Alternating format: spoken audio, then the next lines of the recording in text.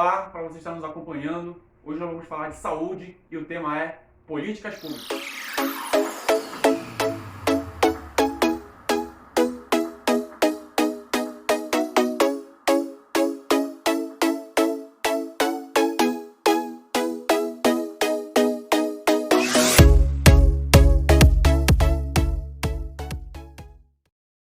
Para nós compreendermos as políticas públicas na década de 1920, vai necessário compreender o cenário anterior a 1920 para entendermos por quais motivos foram implementadas tais políticas públicas. Tá? Então, dessa forma, nós vamos utilizar uma ferramenta muito importante na historiografia ou no estudo de história, que é a linha do tempo. Dessa forma, nós vamos traçar aqui alguns pontos importantes na nossa linha do tempo, que é 1500, a chegada dos portugueses, tá? 1808, a vinda da coroa, ou seja, a vinda da família real para o Brasil. 1822, a iniciação do processo de urbanização por Dom Pedro II, ou seja, o processo de asfaltamento, calçamento, uma melhor condição de saneamento básico. 1837, a vacinação obrigatória da população. E 1900 e 1920, que é o nosso objeto de estudo, tá? Então vamos lá. 1500 é importante falar o quê? Que com a chegada dos portugueses, com a chegada da população europeia ao Brasil e tendo o contato com a população nativa, foi ocorrida ali então a transmissão de doenças novas, doenças jamais vistas aqui no território nativo, no território nacional. Ou seja, é importante de conhecer que as políticas públicas elas variam de acordo com cada situação, de acordo com cada epidemia, tá? Em 1808 chega então no Brasil a família real, tá? E não só chega no Brasil a família real, como também por Dom Pedro II, um amante da ciência, um amante do conhecimento científico, do estudo e das artes clássicas, das artes plásticas, passam a ser implementadas então as primeiras universidades nacionais, né? E daí passam a ser elaborados os primeiros estudos de medicina, passam a se formar os primeiros médicos brasileiros aqui no território nacional, que outrora médicos só vinham da Europa, tá? Para quem tinha condições de ter acesso a esse serviço, tá? Em 1822 começa ali então o processo de urbanização do território. Isso aqui, 1822 é um ponto importante, que é a partir daqui que medidas sanitárias passam a ser tomadas no território nacional, tá? Então, Dom Pedro II, ele identifica, juntamente com seus assessores, com a alta aristocracia, ele identifica que o território nacional ele está literalmente feio. Esse foi o termo usado. Ele está literalmente feio. E a gente precisa melhorar isso. E junto disso, dessa estruturação ruim do território, ou seja, casas ali sem a pavimentação adequada, uma cidade feia, tá? Diferentemente do cenário encontrado na Europa, a gente tem ali também a presença de várias epidemias e endemias, ou seja, está em alta no território a morte por peste bubônica, que outrora a gente vai saber aí que é a leptospirose, tá? A varíola, a febre amarela. Isso tem devastado a população. Então, Dom Pedro toma uma atitude para combater essas duas esferas.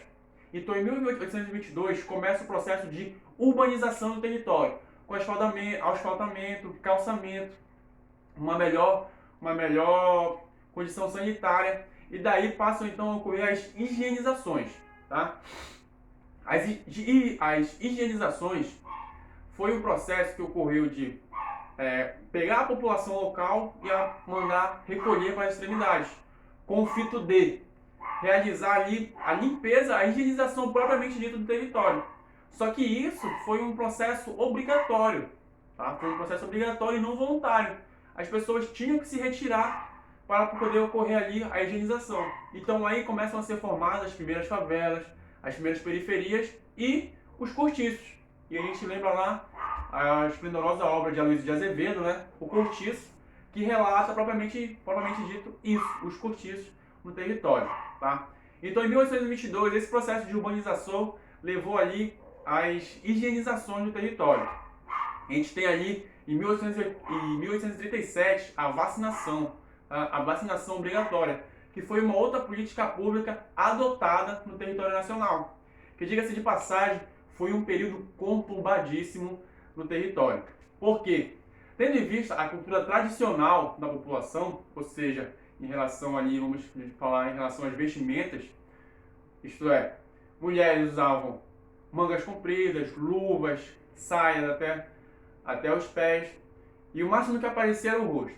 Agora imagina você com sua esposa, na sua casa, vivendo essa cultura tradicional, e chega um agente sanitário à força, entra na sua casa, arranca a parte da vestimenta da sua mulher e aplica ali a vacina, que foi uma vacinação obrigatória, tá? Então, isso foi um ápice de revolta naquele período. Então, esse período ficou conturbadíssimo devido a isso. Além disso, a gente tem ali também a presença da oposição, né? A oposição ao governo, que devido a alguns elementos químicos presentes na vacina, afirmava aí por meio de jornais e revistas que quem fosse aplicada a vacina viraria vaca, ia ter chifre, ia ter rabo de vaca, ia ter pé de vaca, entre outros, tá?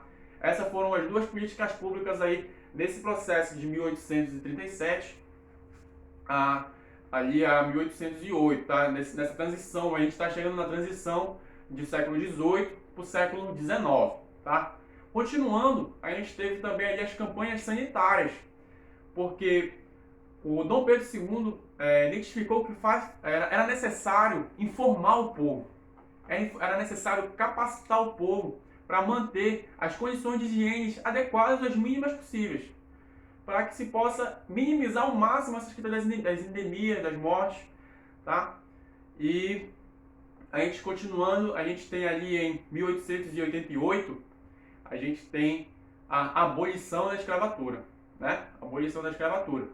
Então, aquela mão de obra que outrora era escrava, agora passa a ser assalariada. Certo?